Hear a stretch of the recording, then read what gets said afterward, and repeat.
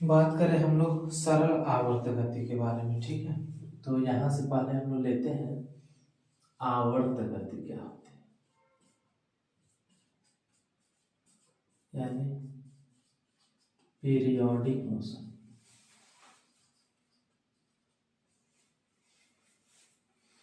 और एक होता है कंपन गति, कंपन गति या दोलन गति, वाइब्रेटरी मोशन, ऑसिलेटरी मोशन।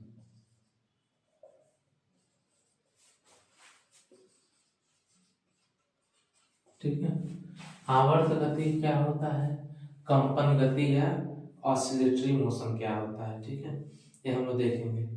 तो ये दोनों के दोनों आते हैं किसमें, ये आते हैं दोनों हार्मोनिक मोशन में, यानी कि सरल आवर्त गति में, ठीक है। ये हो गया आपका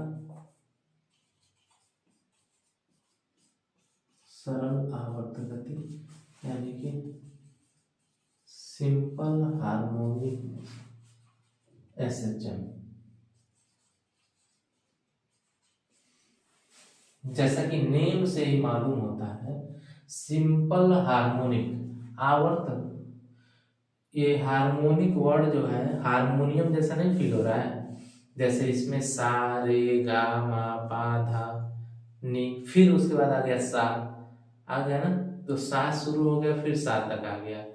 तो जैसे उसमें रोटेशन हो रहा है ना धुनों का, स्वरों का, वैसे ही उस प्रकार की कोई भी ऐसी गति जो क्या हो रहा है, एक निश्चित समयांतराल पे उसी पोजीशन पे आ जा रहा है, वो सब क्या है, वे सब के सब ऑसिलेटरी मोशन है। ये यहाँ पे है, इसको खींच करके यदि हम लोग थोड़ा और आगे तक लेके चलेंगे, ठीक है, तो मान लीजिए यहाँ है, लेकिन इसको जैसे हम छोड़ेंगे फिर वो कैसे गति करेगा, इस निश्चित बिंदु के कभी इधर गति करेगा कभी इधर गति करेगा, फिर यहाँ पे आ जाएगा, ठीक है। तो ये सारे के सारे, ये सिंपल पेंडुलम था, इसको यहाँ तक लेके जाएंगे, ठीक है, फिर इसको छोड़ेंगे तो यहाँ से यहाँ तक आएगा, फिर यहाँ तक जाएगा, ठीक है। ये सब के सब किसके उदाहरण है, सरल आवर्त गति के। अच्छा, हार्मोनिक मोशन तो समझ में आया, सरल वर्ड क्यों आया है, तो हम जानते हैं यदि इसको हम लोग, ये तो पूरा एक गोला है ना, लेकिन इसको मान ले बहुत ही लंबा, ये क्या है, ये धागा बहुत लंबा है, तो उस स्थिति में क्या होगा, इसकी जो ये सर्कुलर टाइप का ये जो मोशन है, वो कुछ दूरी के लिए ये क्या कैसा लगेगा, एक सीधी रेखा में लगेगा, इसीलिए एक सरल रेखा में लगने वाले इस आवर्त गति को हम लोग बोलते हैं सरल आवर्त गति, ठीक है। ये सिंपल हार्मोनिक मोशन में ये है, ये आवर्त गति हो गया, कंपन गति या दोलन गति हो गया। और क्या हो सकता है, एक समान वृत्ति गति हो सकता है, क्या है, एक समान वृत्ति गति, इन सबको हम लोग जान देंगे, यानी कि uniform circular motion.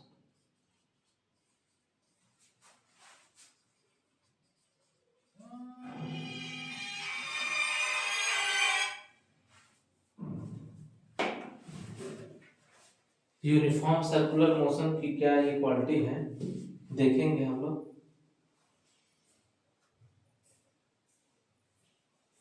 Uniform circular motion की ये प्रॉपर्टी है कि यहाँ से यदि ये कोई भी पिंड चलना शुरू हुआ, ये फिर से रिटर्निंग हो करके उसी बिंदु पे आ गया, ठीक है, ये हो गया उसका यूनिफॉर्म सर्कुलर मोशन।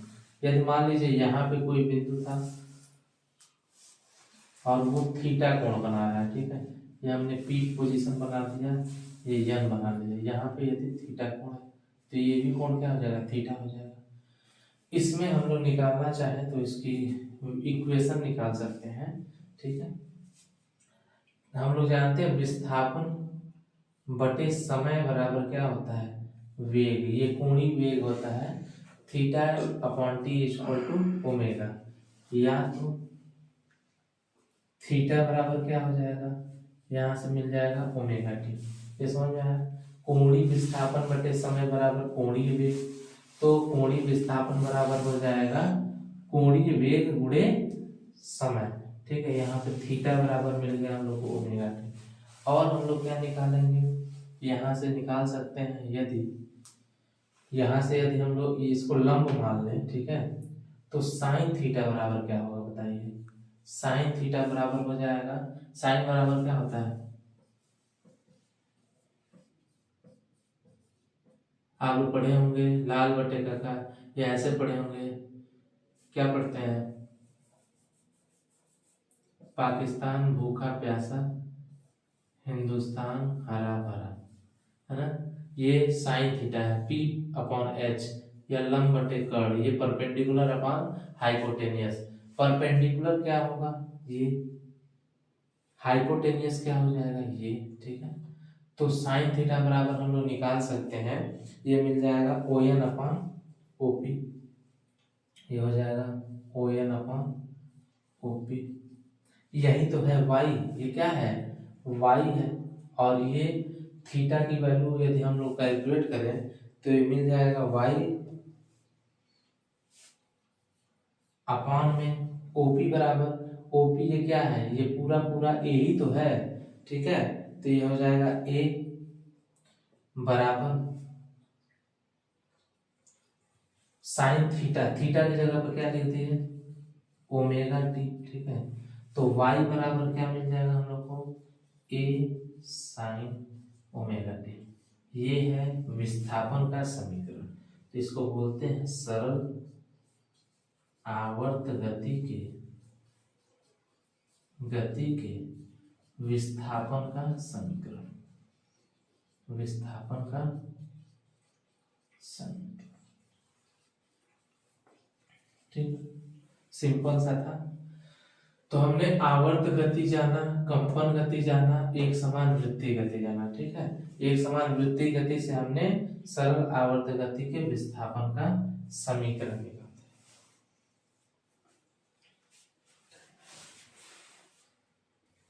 इसके यदि परिभाषा को देखा जाए तो परिभाषा लिख लेते हैं आवर्त गति का।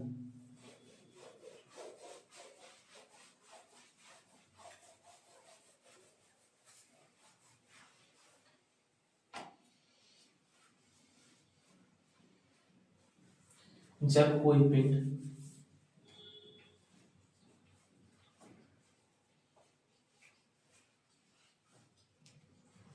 एक निश्चित पथ को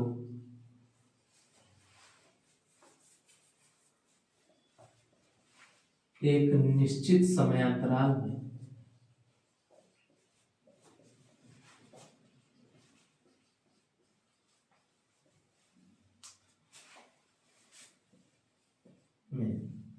दोहराता है, आवर्त गति कहलाता है।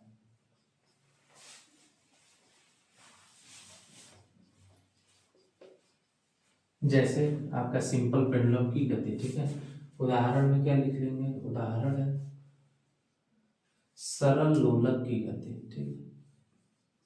सरल लोलक को आप देखते होंगे कैसे चलता है, यहाँ इसको बांध दिया जाए एक धागे से, इस बॉब को, ये इसको बोलते हैं गोलक यानी बॉब। इसको यदि हम लोग बांध देते हैं तो ये क्या होता है, इसको यदि यहाँ ले जाके छोड़े तो यहाँ पे आता है, फिर ऊपर की तरफ जाता है, और यही गति वो बार बार दोहराता है। इसको हम लोग बोलते हैं आवर्त गति यानी कि पीरियोडिक मोशन, ठीक है।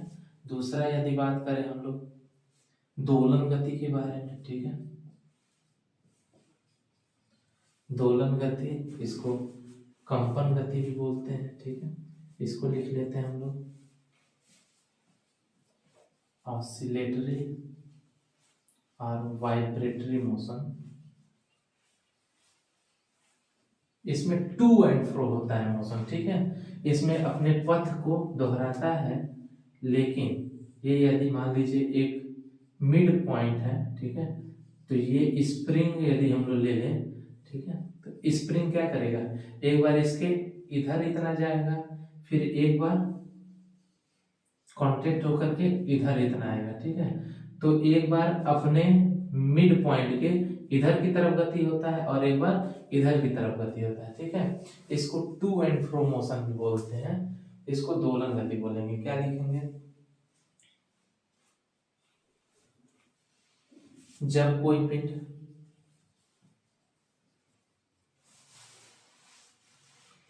अपने माध्य अवस्था के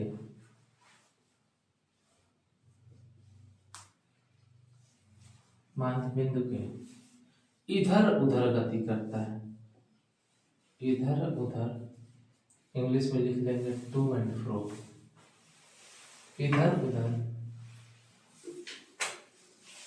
गति करता है तथा समान समयांतराल में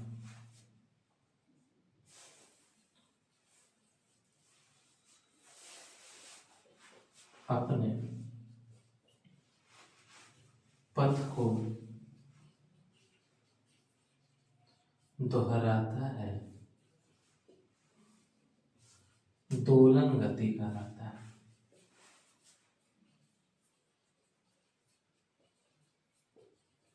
ठीक है, तो ये आवर्त गति हो गया, पीरियोडिक मोशन, ठीक है। टू एंड फ्रो मोशन हो गया, दोलन गति हो गया, यानी कि अपने माध्य स्थिति के इधर उधर वो गति कर रहा है।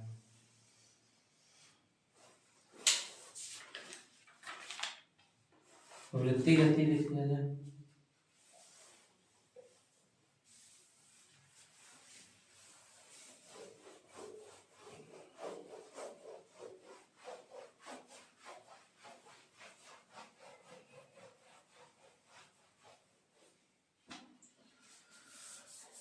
यदि कोई कण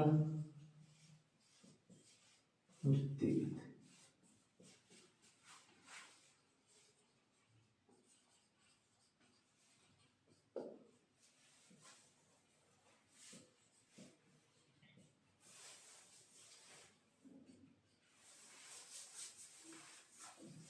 समान समयांतराल में एक वृत्तीय पथ पर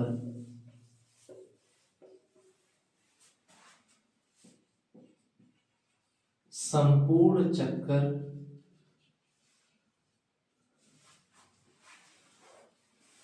लगाते हुए अपने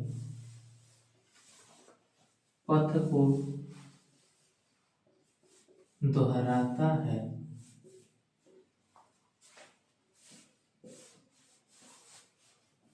एक समान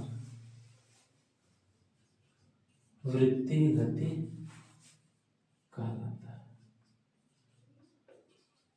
ठीक है, ये सिंपल सा, यहां से कोई पार्टिकल चलना शुरू किया, समान समयांतराल तय करते हुए सेम इसी पोजीशन पे आ गया, तो अपने आप को एक आवर्त तो उसने पूरा कर लिया। ठीक है, तो इसमें हमने क्या क्या पढ़ा?